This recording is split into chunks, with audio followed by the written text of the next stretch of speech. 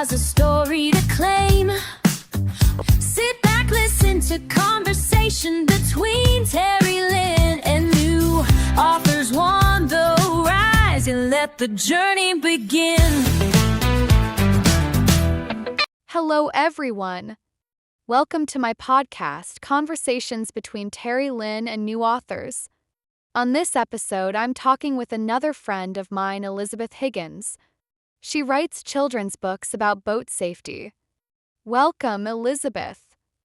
Thank you, Terry. Thank you so much for having me here. You are welcome, Elizabeth.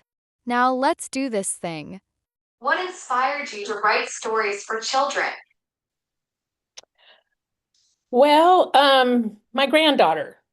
My book actually started as a memory book for my granddaughter. So she was my very first inspiration. That is a very cute book. I enjoyed reading it extremely. Thank you. Thank you. Where did the idea for your first book come from?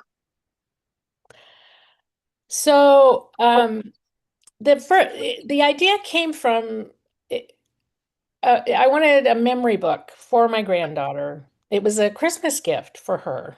The very first version of it, which looks very different from the book that I actually published.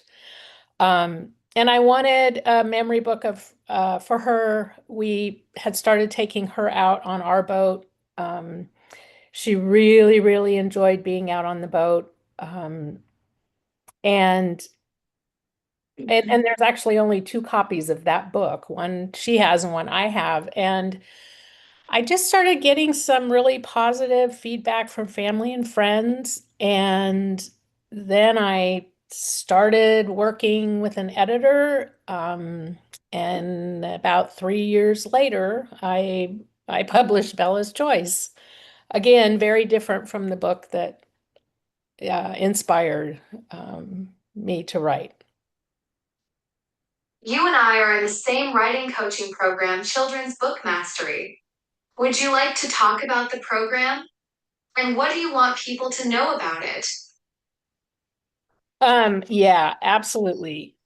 I started this writing journey pretty much on my own, and I felt like I could do this on my own. I searched the internet, I learned, everything that I thought I needed to know. And then because I went through Karen's Get Your Book Illustrations to get my illustrations for my book, that's how I found out about Children's Book Mastery. I joined, and it made all the difference in the world. I wouldn't take back the journey of doing it on my own because I think that's important too. I learn at least when I do things and struggle through things, but it really made me realize how important community is when you're an independent, self-published author.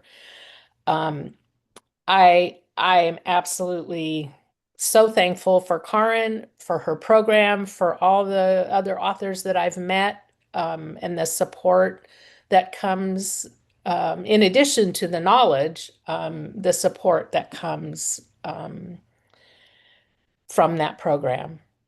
Yeah, it's pretty amazing. Joining the program also changed my life in the best way possible. Yep, me too. Did any real life kids or experiences influence your characters?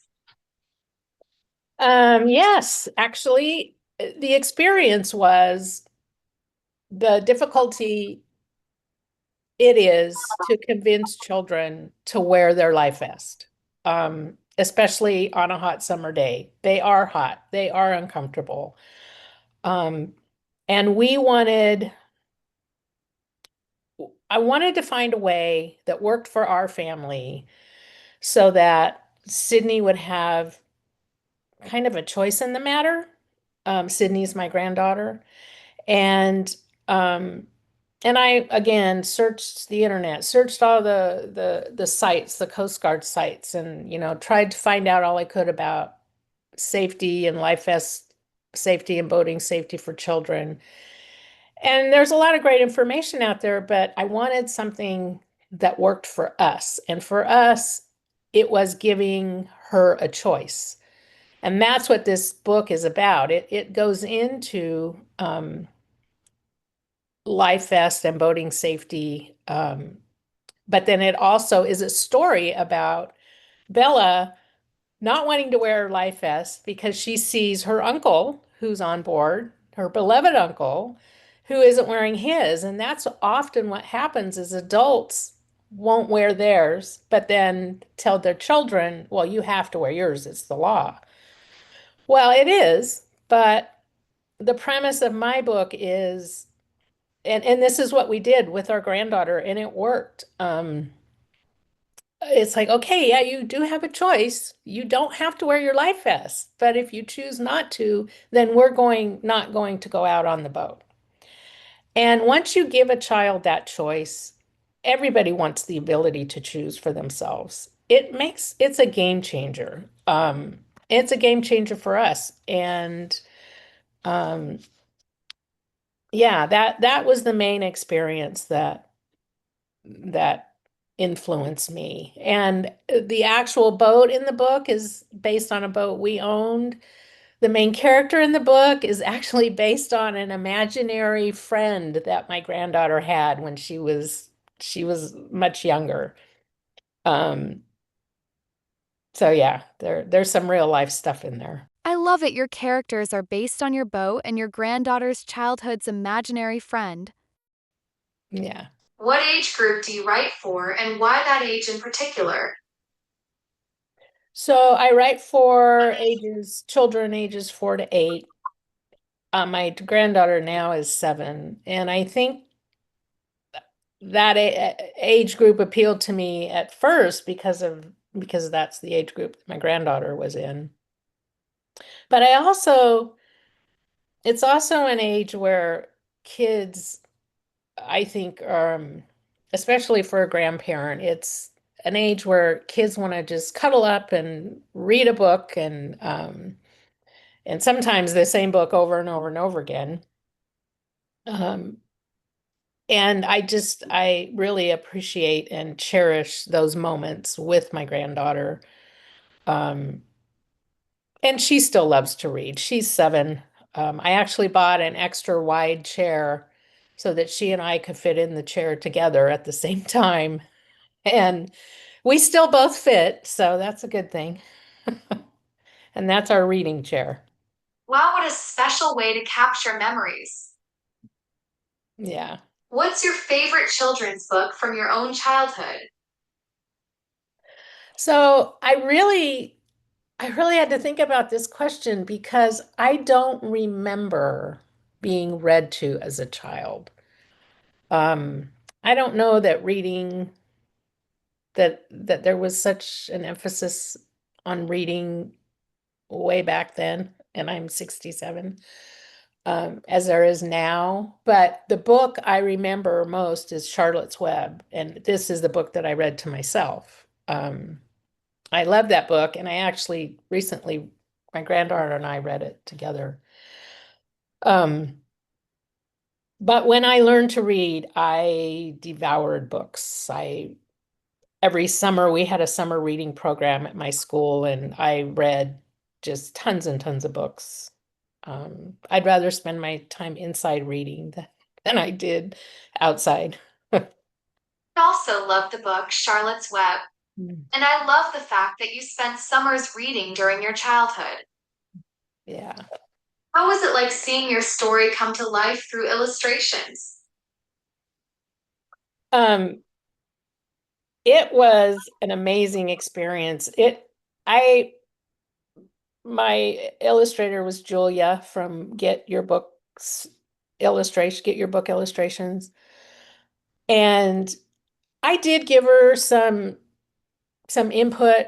I had a vision of what I wanted my characters to look like and what I wanted the scenery to look like. And so I gave her some of that information, but when she actually, when I got those first character sketches, I was blown away. It was almost like she was inside my head. Um, it was very exciting. I printed the first draft of my characters and I put them up on my bulletin board, and they're still up there. It was just really, really, it brought the book to life. The illustrations bring the book to life, and that's pretty exciting. Yes, it seemed that my illustrator for the magical hair bows was in my head too. Yeah, yeah, it's pretty amazing, and they can do that. How did it feel when you held your book for the first time? Um, it it was kind of an amazing feeling. Um, I remember it. It was like kind of disbelief. It was like, did somebody else write this? Did I really do this? Did I do this? No, I think somebody else did this. Um, and especially when you look at the copyright page in the Library of Congress and you're looking and reading all of that, and you know, before having written a book, you'd read that in a book and it just sounds so important. And it is. And it's like kind of a disbelief thing that, I actually wrote this book. But a really good feeling too. Know what you mean. It's hard for me to believe that I'm really a children's book author. Yeah, exactly. What do you hope children take away from your book? So it's about boating safety and wearing your life vest and the importance of those things. And there's also a secondary message, like I kind of talked back about before, is it. I want children to know that I want them to be empowered to make decisions for themselves, like being safe um and to do that, like I said before, giving children a choice.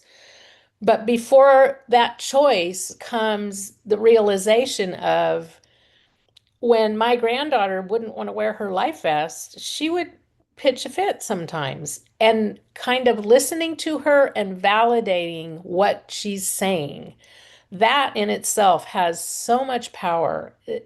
Like, oh, gosh, Sydney, yeah, you're telling me your life vest is uncomfortable and you don't want to wear it, aren't you? And just by repeating those words to her was a sign to her that, oh, okay, you're listening to me. And validating that, yeah, they can be uncomfortable. And, but here's your choice. Either you wear it or you don't go out on the boat. And what I found, there's all kinds of information out, the Coast Guard and all the boating websites that just say, wear your life vest, it's the law, be safe. Okay, but you also have to validate, what the kids are saying. Because my husband and I wear our life vests. Because we're not about to not wear ours and tell her she has to wear hers. Um, so yeah, I hope I hope the adults reading the book also um, take away that message that, children are little humans. They're little people. They deserve to be listened to, and they deserve some respect. Like those concepts for kids to listen, to validate, to educate, and to offer choice. And I'm sure kids like them also. Hmm. Have you ever had a child's reaction to your book surprise or move you? Um, well, my granddaughter, they say sometimes family are not the people you want to go to. Because I think she lived with the book for so long. It was like, oh, okay, Grandma, again. Um, but it wasn't a child, it was a cousin of mine. It was last year at we had a family reunion, Mm. and I bring books with me everywhere. They're in my car. My husband brought it out and brought it to her. We had some time after the reunion to visit. And she just um she started crying and she just told me how proud she was of me. Um she told me my book was beautiful and she hugged me, and it that was that really touched me. And so sometimes because it is hard, it is not easy, being self-published. And I think of her name is Patricia, and I think of her and that reaction in that moment, when things get hard. Um, Yeah, when one of our family members is proud of us feels very touching and special. mhm. What advice would you give to someone dreaming of writing a children's book? I would say that because sometimes writing a book, it's a long process, especially, the first time, because there is that learning curve that you're up against. In my case, it was 3 years. And sometimes because you're in it and you're in a relationship with that book at so many different levels as you progress, sometimes at least for me, it was really easy to lose sight of how very special it is to write and self-publish a book, especially a children's picture book. People might think, oh, it's a children's book. No, children's books, picture books, they're difficult. You're limited to word count. Um, so I think when I get discouraged, um, I think about the response from my cousin. I think about my why. I think your why is so important. You need to have a why. Why are you doing this? Um, to hold on to those things, um, because that's what's going to get you through. Um, I had told you before that, I did have an experience at a book festival when children see you as the author, um, and you tell them, yes, I wrote this book. And this has happened to me more than once. They get so excited. You wrote this book? Yes, I wrote this book. And one little boy in particular, he was about 9, and he was asking me all kinds of questions and like, how did you do this? And um, so it's those kind of responses that I hold on to when I get discouraged, because sometimes it can be discouraging. Um, and that's why it's also important to have your support system. I totally agree with you. Everyone, remember why you are doing it. Yeah. It even applies to whatever you do in life. Remember your why. Thank Hmm. you, Elizabeth, for that smart insight. You're welcome. What can we expect from you in the future? Your upcoming books? So right now I am researching my family history on my mother's side. Um, my great great grandmother was Native American Indian, um, from a tribe in Northern California, the Nome Lackey tribe.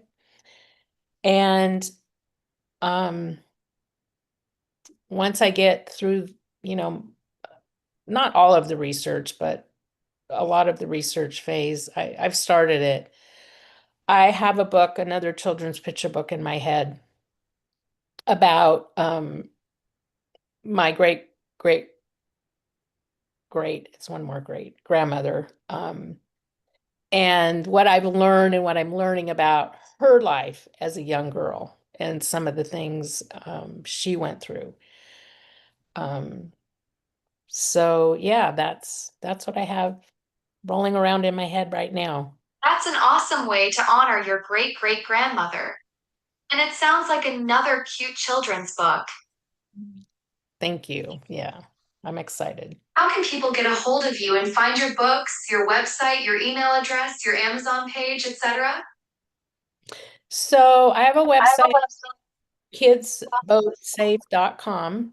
And from there, you can, I do have a free, um, I call it Thule Tug's Safe Boating Checklist. Thule Tug is the boat character in my book. And it's actually a checklist that we use with our granddaughter. It works really well to get them involved. And